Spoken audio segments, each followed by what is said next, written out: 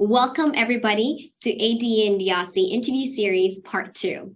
In this series, we will provide a snapshot of the background and works of the Standard and Practice Committee and offer insights on the ADNDRC Decision Drafting Guidelines for UDRP proceedings, which was published in May this year. I'm pleased to be joined by Dennis Cai, who is a leading practitioner in the domain name field. He's the president at Internet.Trademark. Dennis was also the Assistant Secretary General at HKIC and Secretary General of ADNDRC, where he oversaw IP and domain name dispute resolution proceedings and setting up of different policies for new GTLDs in Hong Kong. Dennis serves as a council member, a member of the Standards and Practice Committee, and a domain name panelist at ADNDRC. Thank you, Dennis, for joining us today. I'm sure your insights today will be invaluable to the users.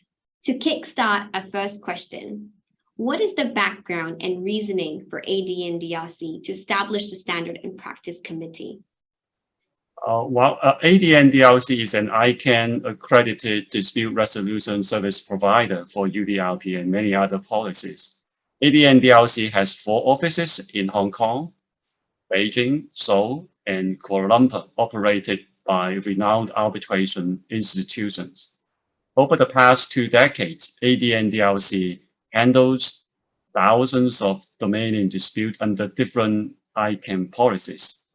Our domain name panelists are very experienced, and there are many best practices in domain name dispute resolution under the ADNDRC's auspices. The newly established Standard and Practice Committee maintains its best practice and helps new domain name panelists to get familiar with the ADNDRC.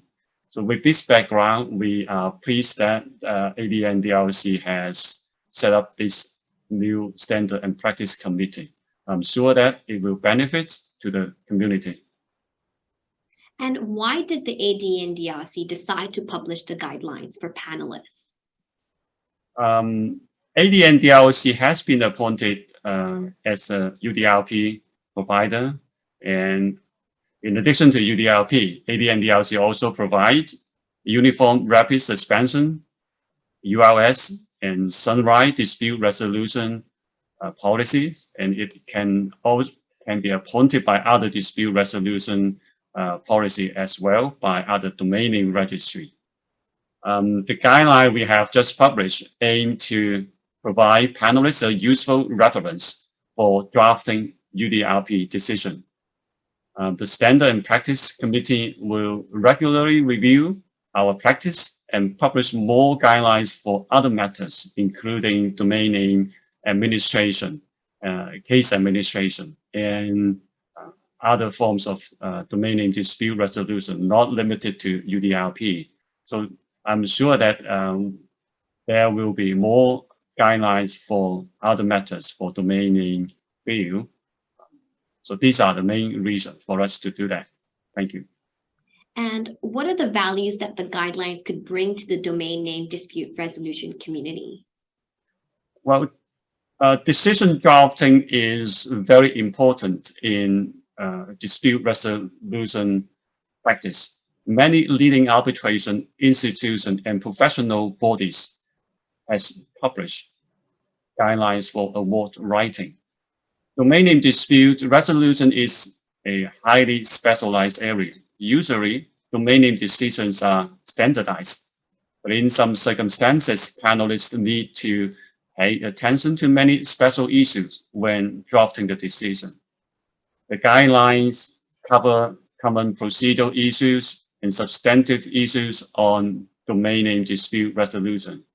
So the guideline can serve as a useful reference for decision drafting, in particular for those who are new to the ADNDRC and new to the domain name dispute resolution practice. The guideline will be very useful, I believe.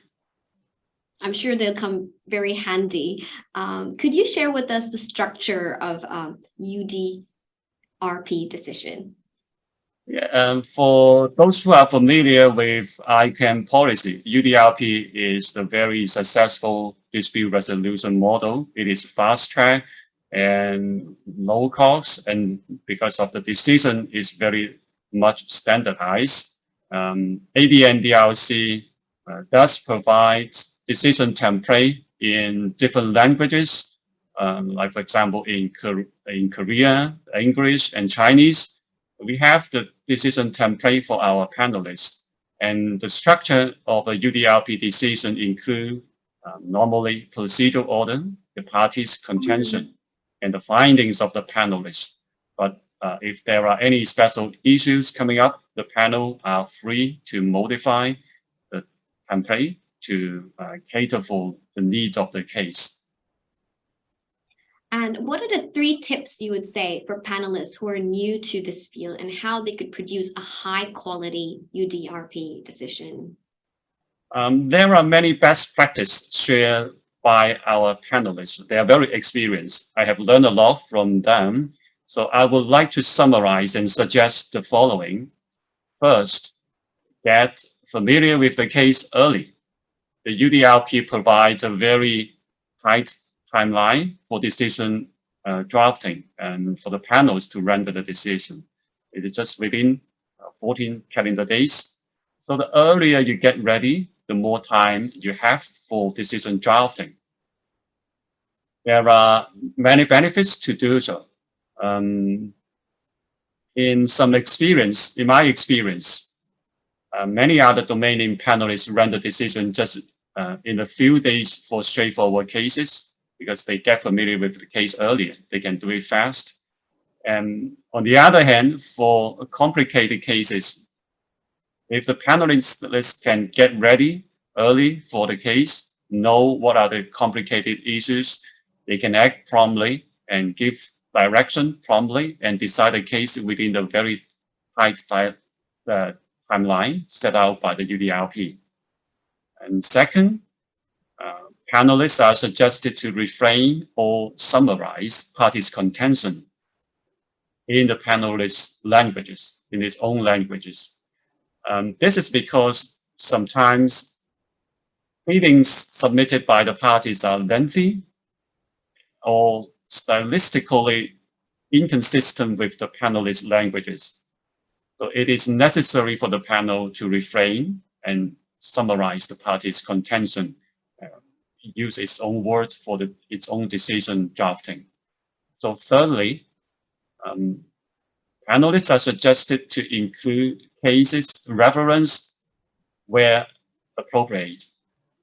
Case references from ADNDRC and other providers can substantiate panelists' decision theory and provide more information for the readers. And ADNDRC maintains a searchable decision database and reported decisions. So these are the 3 aspects that I would suggest that panelists, maybe new panelists, to consider. And I'm sure that the experienced panelists, they have more practices to share or to supplement. And these are the 3 I think of. Thank you. And could you share with us 3 commonly seen substantive or procedural issues that panelists should pay special attention to? That's a very good question. And ADNDRC has 4 offices. I have mentioned that over years of practice, we have accumulated a lot of good experience in HKIAC, CTAC, IDRC, and AIAC. They all have published case summaries or guidelines on some substantive issues or salient issues on domain name dispute resolution. For example, HKIAC published a 40-page guideline to HKIAC domain name dispute resolution, including many substantial and substantive and procedural issues in domain name disputes. In my experience, language issues, supplemental filings, or reverse domain hijacking are 3 typical issues that domain name panelists should pay attention to. For example, language issues in ADNDRC, most of the cases are conducted in Chinese, English, and Korean. Under UDRP, cases are conducted in language of the domain name registration agreement. In the Hong Kong office experience, most respondents are in Chinese or use Chinese as the language of the domain name registration. That resulted in using Chinese as a domain name dispute resolution proceeding language. However, some foreign complainants or complainants represented by foreign law firms intends to file domain name cases in English in order to save costs for unnecessary translation. In such circumstances, Hong Kong office will normally administer the case bilingually in both English and Chinese, while the panelists should decide which language should be used as the proceeding languages.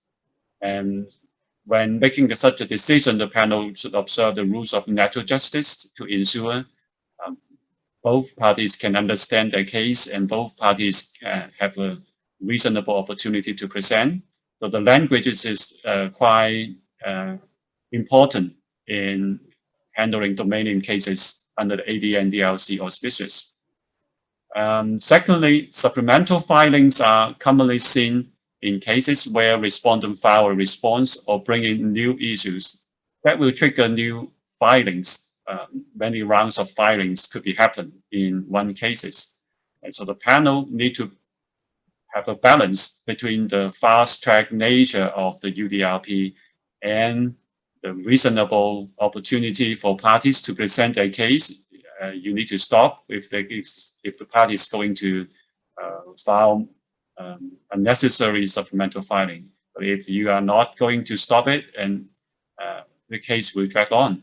So panelists need to handle supplemental filings wisely.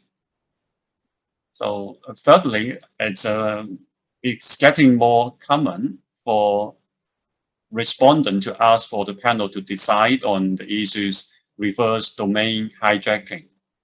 And this is a new issues, and many new panelists may not be familiar with, but panelists under the UDRP policy, they have a sole discretion to decide, or they can on its own initiative to make such a ruling, even though the respondent does not request for the panel to decide reverse domain hijacking. So the panel need to pay attention to the cases where the panel rule in favor of the respondent and reject the complaint. So that's three areas I would suggest the panel to pay special attention to.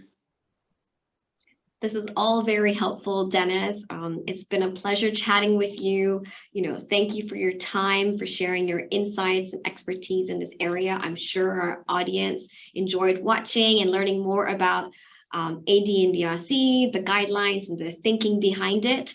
The Seoul office will be also conducting the second episode of the interview series as well. So thank you, Dennis.